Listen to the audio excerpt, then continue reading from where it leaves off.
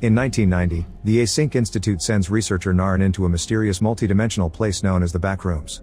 Naren records everything as he explores these rooms, finding nothing but yellow walls and floors over and over.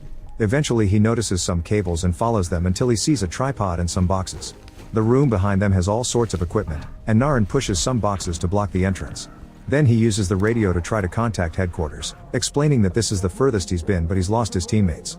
He also says that there's something else here, so he wants to be rescued. Suddenly he hears a weird noise and sees a bird crashing into a wall. When he tries to check on it, the bird flies away. Afterward Naren keeps exploring and finds more objects instead of empty rooms. Many of them are unfinished or stuck to the walls. At that moment he hears a door opening and turns around to discover a terrifying monster coming for him. He starts running as fast as possible and enters a room decorated like an island, but when he tries to open the door he can't. The creature soon finds him and knocks him down. Later the Async scientists watch the footage of the incident. Weeks later, therapist Mary is devastated to watch her childhood home being demolished. The handprints on the cement path remind her of the day she and her mother put them there. Meanwhile Clark starts the day at his furniture store, but the business isn't doing well. After work, he has a therapy session with Mary and wonders if he deserves to be alone. To help him open up, Mary does a roleplay exercise with him and plays his wife, who kicked him out of the house after another argument about his alcoholism.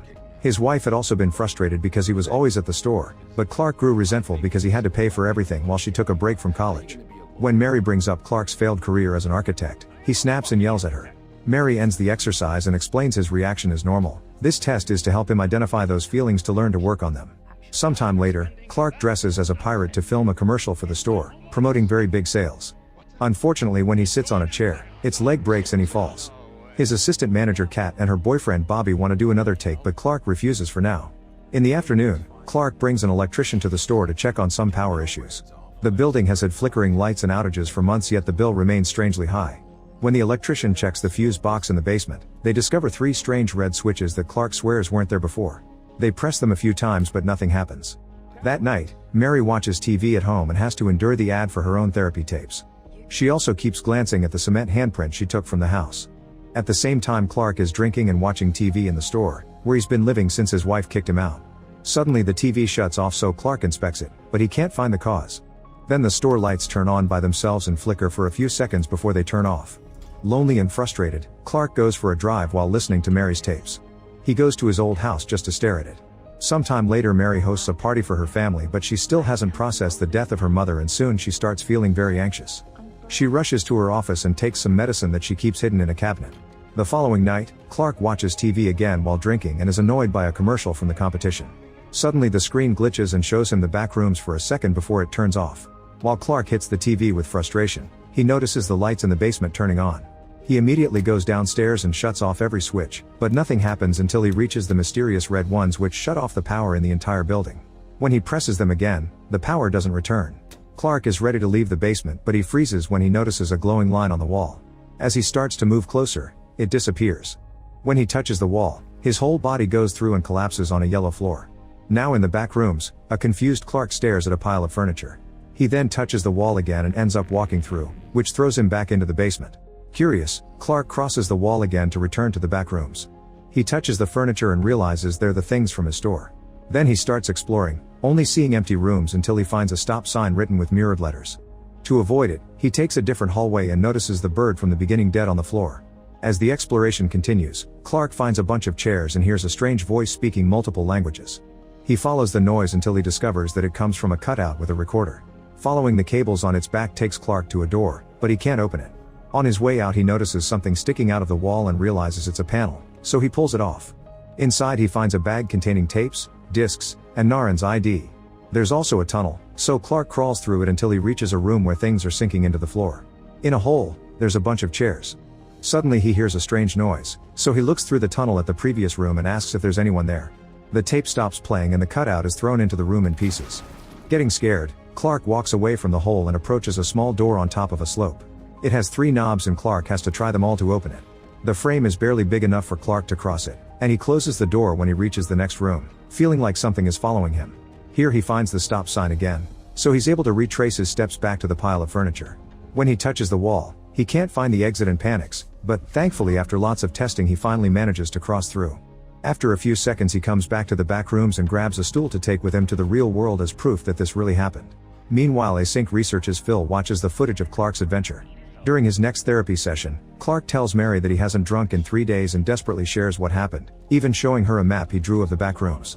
Mary doesn't believe him and thinks it's a side effect of withdrawal, so Clark takes back the map and swears to prove his story. Afterward, Clark visits Kat and Bobby, saying he needs help with a project and even agreeing to pay them. The next day, Clark takes the duo to the basement and makes Bobby film everything. After putting some supplies in a bag and marking the spot on the wall, he quickly goes through it, leaving the others in shock. They can hear Clark's voice on the other side asking them to cross too, but Kat refuses because she thinks it's dangerous. Bobby is curious, so he follows Clark and gets so excited at the sight of the back rooms that he convinces Kat to come too. They start exploring the area and Bobby makes sure to put every room on camera. When they find a dark tunnel, Clark ties Bobby to a bed before sending him down. The tunnel gets narrower as he moves, so Bobby starts crawling to reach the room at the end. There are piles of laundry everywhere and a really nasty smell. In the neighboring room, Bobby notices flickering lights. He wants to check the place out, but the rope isn't long enough for him to reach it. Suddenly a terrifying creature appears in that other room and Bobby immediately starts climbing up the tunnel, telling his friends to pull him up. When he reunites with them, he tells them what he saw but is interrupted by the rope trying to pull him back into the tunnel. Kat catches Bobby and Clark tries to untie the knot, however the rope keeps pulling with impressive strength and Bobby is soon dragged down the tunnel. Clark and Kat hear monstrous sounds and Bobby screaming down there before the rope pulls again to hit them with the bed. It drags them down the tunnel with the camera and they watch in horror as Bobby disappears behind a hatch, leaving a trail of blood on the floor. Kat immediately runs into the dark room to look for her boyfriend and Clark hears her scream before the hatch opens again. The creature seems to be coming back, so Clark escapes by going through a hole in the wall. Still carrying a camera, he moves through a lot of trash until he finds a new hole which he uses to come out into a new area that is white instead of yellow. Hearing noises behind him, Clark opens a door and finds the yellow room with the laundry piles. He calls for Kat as he walks, noticing another room with lots of chairs, sinking couches, and a crutch. A corridor takes him to a room with children's toys followed by several empty rooms. Clark opens the first door he sees and rushes through it, only to find a Christmas tree playing music and surrounded by mannequins sinking into the floor. Behind the tree, Clark finds a person on a chair and says hello. This person turns on a lamp and reveals he's missing half his body. Then a deformed woman appears in the room and comes after him, so Clark starts running. As he crosses different areas, he sees more Christmas decorations and the front of a house. When he goes through the door, he ends up in a bathroom. After slipping on some water, Clark keeps moving and finds some pools. At that moment he hears Kat behind the wall, so he puts the camera down and tries to find a way to help her. Then something enters the room and grabs the camera. A flashback shows Mary's childhood. Her mother was mentally ill, so the house was always dirty and all the windows were covered with newspapers. One day little Mary tried to open the window, but her mother caught her red-handed and scolded her, reminding her to never go outside because it isn't safe. When the door suddenly was blown up, adult Mary wakes up from this dream. She stares at the cement handprint before she hears her phone ring, but she lets the answering machine take it. Clark leaves a message saying he's never coming back. Meanwhile, Phil watches TV with his family when the ad break plays Clark's pirate commercial. Phil is in shock because he immediately recognizes him. Moments later, Mary arrives at the store, which is empty. There are many envelopes under the door, suggesting nobody has been here for days. She goes inside and calls for Clark to no avail. When she notices the basement lights flickering, she goes downstairs and finds a board with the map he showed her. She also notices the marks on the wall and is shocked to watch a fly disappear into it. After some hesitation, Mary touches the wall and gathers her bravery to cross it. In the back rooms, Mary doesn't find the furniture, only empty rooms and the stop sign. She starts searching the area and eventually she discovers some stuff from her childhood home. In the next corridor there's a pile of chairs and a disturbing drawing on the wall that shows a terrifying monster killing humans. Some notes indicate the artist was trying to figure this place out. At that moment she hears a noise and turns around to see someone hiding in a passage. Clark tells her that she's being too loud before he shows himself, saying that this is every place that ever was. Their chat is interrupted by a noise and flickering lights, so Clark tells Mary not to worry because it's just him. Suddenly he wraps his arm around her neck and apologizes as he chokes her, claiming it's for her own good. Another flashback shows little Mary watching her mother being taken away to a mental hospital, which left her alone at home.